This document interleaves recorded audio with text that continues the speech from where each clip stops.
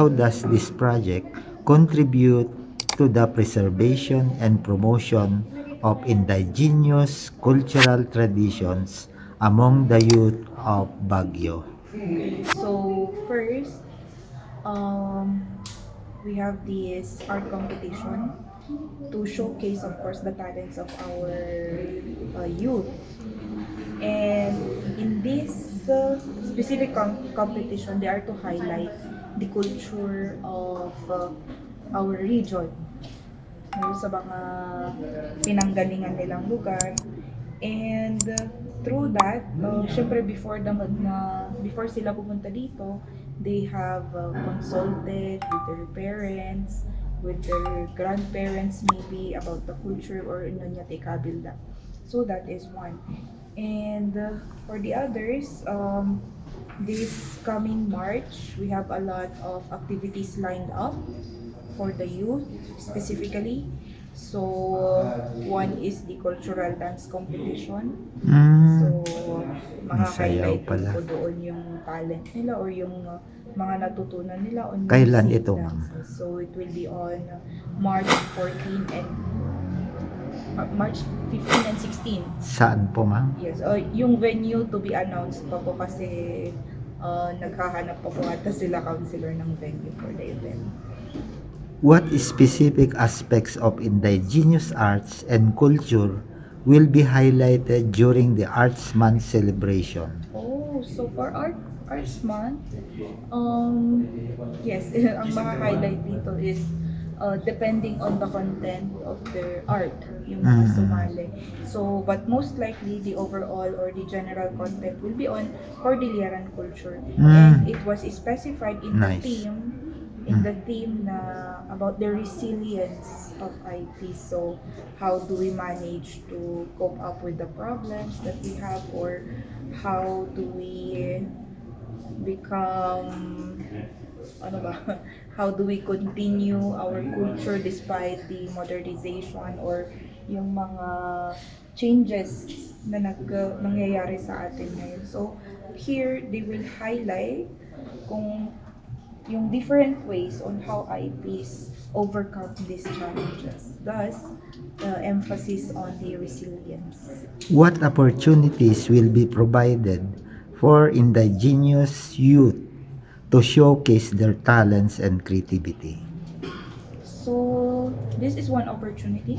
At the same time, kanina, Counselor Yangot is going around ano po, and they are asking, or he is asking the participants if they want to be part of the art group here in the art bank, or in they can earn money by, of course, doing art.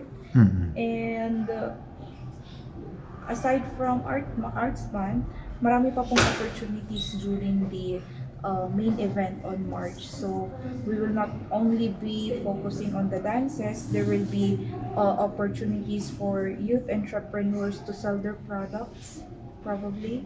So that is one thing po na maka-highlight doon.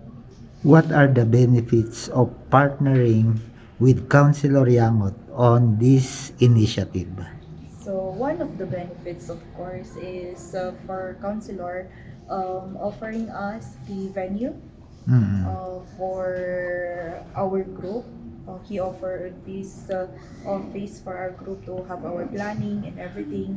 And second, of course, he provides he provided the art materials that was used for some of the participants kanina. And yung iba po, he is also willing, from the meetings that we had, he is also willing to provide po yung mga gongs for us to use during the main event on March. So the benefit is that he is the provider. At the same time, he is our advisor. So not only that he provides, he also advises us on what to do, or he proposes ideas wherein we can adopt as a group.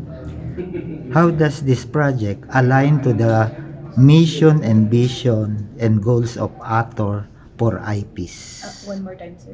How does this project align with the mission, vision, and goals of Ator for IPs. Okay, so this is really in line with, of course, Arthur, kasi, of course, culture and tradition. Oo, tama. Talagang, uh, this is one way to promote and to preserve our culture. So, as you can see here, a lot of arts depicts yung mga kultura ng Cordilleran. So, from there, in the future generations, kung magbe-visit sila sa museum or here in Art Bank, they will see yung mga different culture or tradition. Yan po. What kind of arts and culture programs would you like to see offered in Baguio? Oh, so that's very interesting. One thing po sana, aside from the paintings and all, is the traditional arts. For example, um, we have a lot of traditional arts na nawawala, not only in arts, but for example, is yung laga making. Yes, ma'am. Laga, and then the walis tambo siguro, that can be considered as art. So I think that is one of the dying art culture here in Cordillera, kasi yung mga bata hindi na rin po nila alam. Yes, Sa amin ma'am. sa Apehalo hindi na alam yun. So I think it's good that we have these traditional arts din na matutunan. Not only that, we also have wood carving. That is one kind of art, and ano pa ba? Yung loom weaving, backstrap weaving. Yes, ma'am. Yes, I think that would be great. What are your thoughts about the theme Bridging Cultural Creativity for the Youth of Baguio? Bridging Cultural Creativity Bridging cultural creativity. So for the youth of Baguio. for the youth. Bridging Parang Yes. bridge. Parang for the youth. i-connect mo sa hindi nakakaalam katapos Oo nga po eh. to the present. I think this Siguro yung poster making, yes, bridging this yan. particular Bridging event yan. is bridging, of course, the artists here in Baguio, because the participants did not come from one place, they came from different barangays. Ah, Yes po. So, this is one way to know other artists, and some artists are only, ano ba, sa barangay lang nila na-expose. And this activity enabled them to be exposed in other places like this, or lumabas sa kanilang comfort zone. So, that is one. And also a way for them to make friends with their other fellow artists. ano po ang Ator? The author is, in other terms, is the dapay, or ano to? Dapay or ato, kunada. Denmark, I think you're the better person to be interviewed for the meaning of author. Ator. Sige na. Isungay ti agor-ornongan ti community o dati something madiscuss banbanag or Sla dapay. awan dapay kat ator matang sabali lang nga term di ator di ator gamin kat term ito banda buntok kasi at di ator nga day di amin mat lang hanlang mat kidi nga discussion di mat lang masursuran nagiti uping o dagay istoryan ti lalakay dagay culture di ator amin nga maganganap dagay kasi magkita di kwan nga lang di ator sa layunan ni Okay. Theater at the location nga maipatakdira nga. They Ah. call it a holy place nga dati horizontal and vertical nga bato Ah. nga maala ijay karayan Ah. nga pito dayta Ah. nga isu dati members of the council nga adati nagtingaan nga pag-ananiduanda Ah. ijay. At the same time adati kalkada ijay nga burnay nga ijay da nga al-alaen di inumanda nga maawagan nga yan amon gyud tapoy Tapos. dijay without tapoy handang mai-consolidate jay plano da nga development iti maysa nga lugar ket ti resulta na Banawi Rice Terraces because of their author So, what inspired us to initiate the project for the Arts Month 2025 is the idea that the latter generations are most likely not naman po inclined, pero hindi na sila masyadong ganun na nagkakaroon ng information about our culture. It's a good way na ma-express nila and ma-learn po nila ulit ang culture na meron po tayo. Most especially those indigenous people, since alam po natin we have a broad kind of culture at meron tayong mga unique and bizarre cultures na pwede pa po nila na ma-express through art. That is one thing that inspires us. Ayun.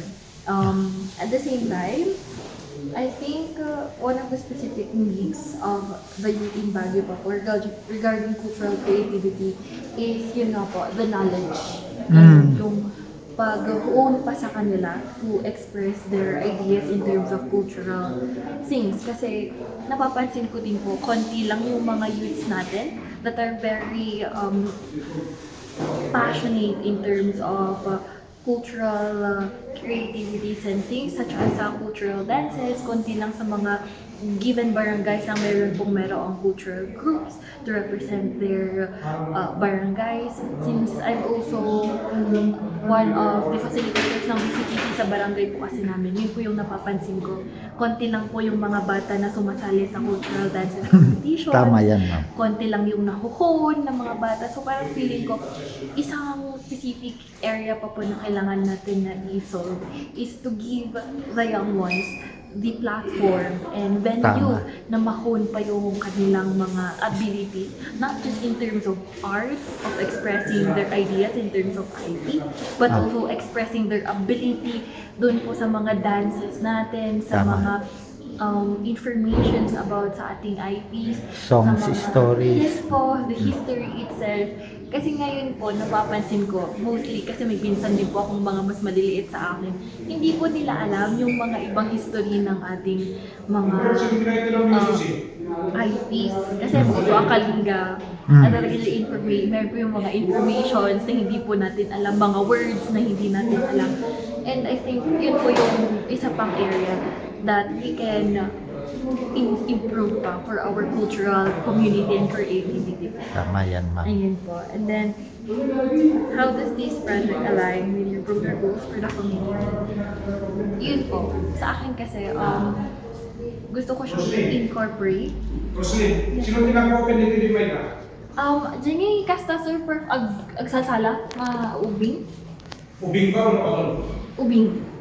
So, sa tingin nga, problema ito dapat mo susi. Teenagers. So let me continue. Ayun po, how does this align to my broader goals?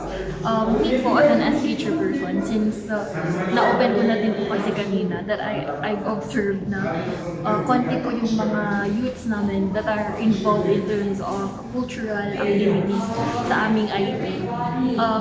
That aligns with the idea na gusto ko siyang magkaroon ng broader education in terms sa ating kabatayan.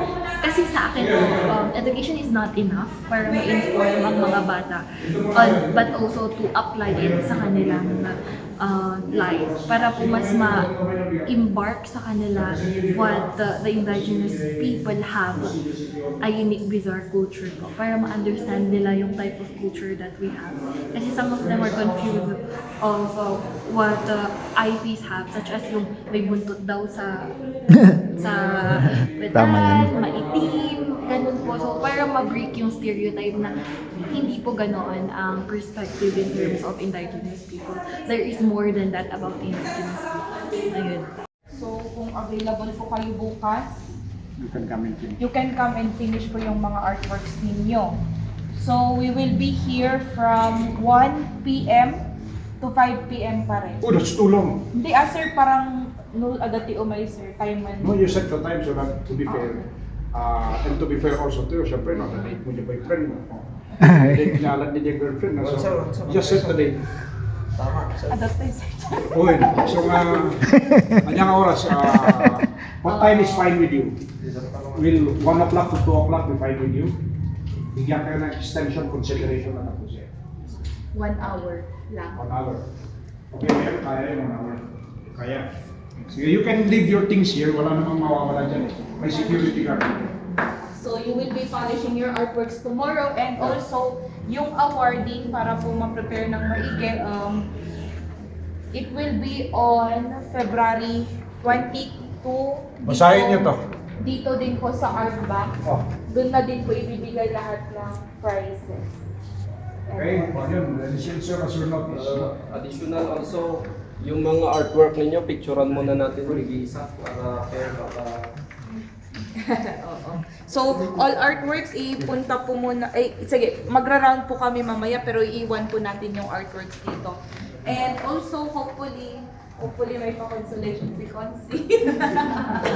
So, I hope you understand po yung case po natin. Though na-announce po na ngayon yung awarding, we will make it po na sa February 22. So, tomorrow, we will be here from 1 p.m. to 2 p.m. So, nakapag-church na po siguro yung mga may simba. So, we will be here by that time. Or, nandito kami 12:30, mag-start po kayo ng 1 to 2 p.m. Ayun. Will that be fair enough? Okay lang po ba sa lahat? Ito pala, no, yung program dito, if you're interested, because when we establish this art bank, the purpose is this is where we do art activities, and this is where we stock artworks na habang nag-aantay ng mga exhibit. At dito rin ginaganap yung pagturo sa iba't ibang klase ng arts, like yung nagbukas kanina, one of the members of the performing arts. May nagtuturo dito sa music, nagtuturo sa pagsayaw, ganun. But this time around, magkakaroon ng pagbabago dahil darating itong mga sangguniang kabataan ng Baguio, magtuturo ng mga cultural dances. Yeah. And that will be done this coming March. Kaslangan na itang tumaykat, kaslangan, panaplis ko lang. Panaplis ko lang ito. So yun po, yung Arts Month kasi ang February, no? Since February is Arts Month, we're going to celebrate Arts Month together. And so yung mga available sa inyo later on, tingnan nyo to, magkakaroon ng art lessons class ng iba-ibang medium. May mga magtuturo dito. So, you'll learn about iba-iba, hindi lang yung pastel or yung kanina, watercolor or acrylic or oil, lahat na.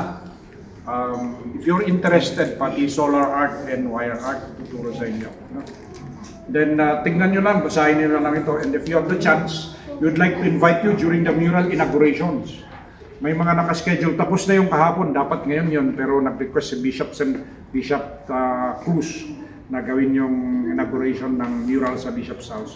May susunod, may mga mural dito sa Emelda Village, yung natapos na, tapos sa Salud Mitra Barangay, Luknang Barangay, and Lualhati. Yung Lualhati is ongoing.